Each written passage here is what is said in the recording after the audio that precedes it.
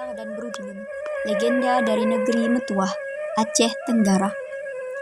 Di sebuah desa, tepatnya di desa Engkram, hiduplah masyarakat yang gemar bergotong royong dan saling membantu. Mereka hidup dengan hasil pertanian dan hasil hutan. Hasil pertanian mereka berlimpah ruah setiap tahunnya. Desa tersebut dipimpin oleh seorang raja yang memerintah secara turun-temurun. Raja tersebut sudah lama menikah, namun belum juga dikaruniai seorang anak. Maka raja dan ratu pun berhajat untuk berobat. Lalu dikumpulkanlah seluruh ahli nujum yang ada di tanah alas untuk mengobati raja dan ratu. Namun hasilnya tetap nihil. Raja dan ratu belum juga dikaruniai seorang anak. Suatu hari terdengarlah berita bahwa di Singkil ada dukun hebat. Maka bergegaslah ratu dan raja untuk berobat ke sana. Setelah 2 bulan berobat di sana, akhirnya ratu pun mulai mengandung. Maka dengan senang hati mereka pun pulang ke tanah alas melalui tanah karo. Sewaktu raja dan ratu di Singkil, penghulu muda yang merupakan adik dari raja mengira bahwa raja dan ratu tidak lagi pulang ke tanah alas, maka kerajaan itu pun akan jatuh ke tangannya. Namun perkiraan penghulu muda meleset, karena raja dan ratu telah sampai di tanah alas dengan wajah yang berseri-seri karena telah mengandung calon bayi. Akan tetapi, kegembiraan itu tidak bagi penghulu muda. Setelah beberapa bulan kemudian, ratu pun melahirkan seorang anak laki-laki yang tampan rupawan. Anak tersebut diberi nama Silayak, karena pada waktu itu ratu dan raja pergi ke Singkil dengan menggunakan perahu layar, maka dinamailah anak itu dengan Silayak.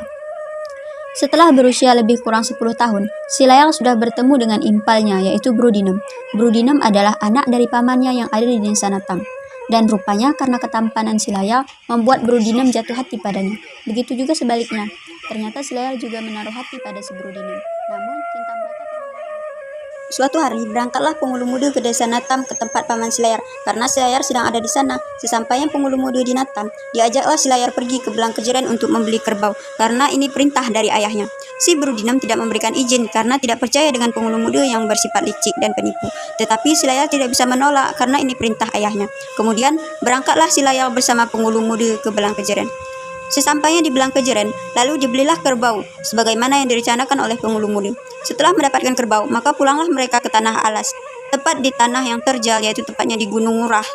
Lalu penghulu muda memukul Silayar dengan kayu yang cukup besar dari arah belakang, maka terjatuhlah Silayar di jurang tersebut. Dan tempat itu pun menjadi bukti tidak ada rumput yang tumbuh di sana sampai sekarang. Dan jikalaupun ada tumbuh rumput di tempat itu, kerbau enggan memakannya karena sudah dikutuk oleh Silayar. Beberapa hari kemudian, sampailah penghulu muda ke tanah alas dengan membawa berita bahwa Silayar sudah mati dan dimakan oleh harimau di saat mereka pulang dari Gayo, sambil berharap bahwa Brudinem akan menikah dengannya.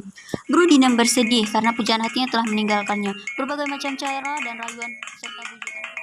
Sehingga pada suatu hari, atas pertimbangan Brudinem dan ayahnya menerima lamaran penghulu muda. Suatu keajaiban, rupanya Silayar tidak mati. Sewaktu ia sirna, Silayar diselamatkan oleh Syekh Ketambe atau jin muslim. Kemudian diobatilah Silayar sampai sembuh dan diajari ilmu perang. Ilmu perang inilah yang dinamakan dengan pelebat. Syekh Ketambe sudah mengetahui bahwa tunangannya Brudinem akan dikawinkan dengan penghulu muda. Lalu Syekh ini memerintahkan kepada Silayar untuk pulang ke desanya. Akan tetapi Silayar tidak mau. Lalu Syekh itu pun memberitahu bahwa tunangannya Silayar akan dikawinkan dengan penghulu muda. Dengan hati yang kecewa, maka Silayar pun pulang ke kampung Natam. Syekh Ketambe kemudian memberikan 2 buah bambu dan pakaian yang sangat bagus kepada Silayar. Dua belah bambu inilah yang akan digunakan Silayar dan penghulu muda untuk pelebat. Syekh Ketambe berkata, "Nanti setelah sampainya kamu di sana, mintalah kepada tunanganmu supaya Brudinem meminta kepada penghulu muda untuk bertanding sebelum akad dimulai." Setelah Silayar menerima pesan dari Syekh Ketambe, maka pergilah dia. Karena jarak dari gunung ke kampung sangat jauh, maka Syekh Ketambe pun memberi tunggangan seekor harimau. Lalu harimau tersebutlah yang mengantarkan Silayar ke desa Natam. Suasana di tempat Brudinem sudah sangat ramai karena orang-orang sudah mulai menunggu kedatangan penghulu muda untuk menjemput calon istrinya, atau juga disebut dengan Makhalong. Melihat kedatangan Silayar, semua orang heran. Terlihat di sana ada seorang yang sangat tampan dan rupawan yang berpakaian kuning dan sangat berwibawa. Terpikir di hati Brodinem, "Kamukah itu tunanganku, wahai Silayar?" kata Brodinem. Kemudian mendekatlah Brodinem. Lalu Silayar pun berkata, "Jangan mendekatiku.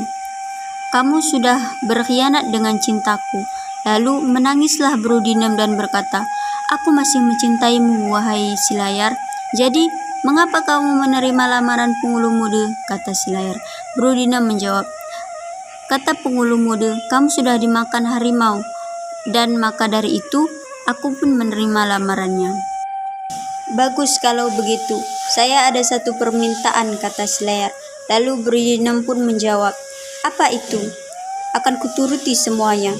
Sebelum akad dimulai, izinkan saya dan Pengulu Muda untuk pelebat.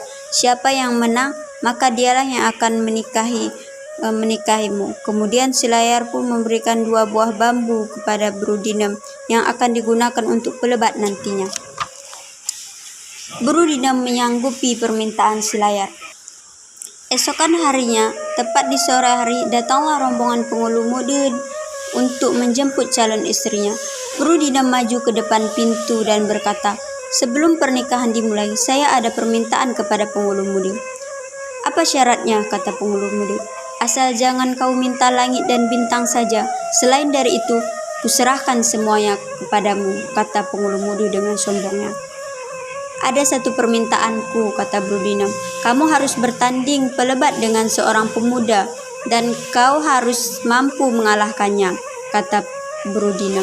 "Oh, jangan coba-coba. Sudah pasti aku yang menang, karena tidak ada seorang pun yang mampu melawanku," kata Pengulu Muda. Kemudian datanglah Silayar, dan Brodinem pun memberikan sebuah bambu kepada Pengulu Muda dan Silayar, dan bertandinglah mereka. Tidak lama di pertandingan pelebat itu, Pengulu Muda sudah sering terkena bambu dari Silayar. Namun Pengulu Muda tetap melakukan perlawanan terhadap Silayar. Tak lama setelah itu, Pengulu Muda pun mati di tangan Silayar. Dan akhirnya Silayar pun menikah dengan Brodinem dan mereka hidup dengan bahagia.